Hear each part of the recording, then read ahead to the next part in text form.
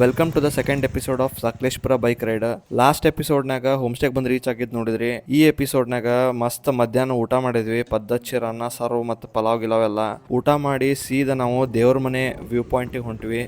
So ನಾವು ಬಂದು ದೇವ್ರ ಮನೆ ತಲುಪಿದ್ವಿ.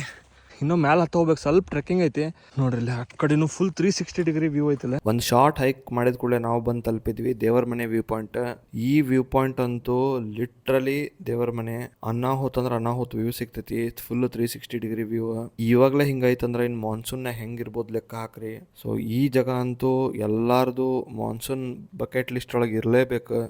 ಇಲ್ಲಿ ನೋಡ್ರಿ, ಇಲ್ಲಿ ಶಾರುಖ್ ಖಾನ್ ಪೋಸ್ ನಡೆದೈತಿ. ಇಲ್ಲಿ ಪದ್ಧತಿ ಫೋಟೋ ಶೂಟ್ ಸರ್ ನೋಡ್ರಿ, ನಮ್ಮ ಮಾಯಪ್ಪ ಖಾನ್ ನಿಂತಾನೆ.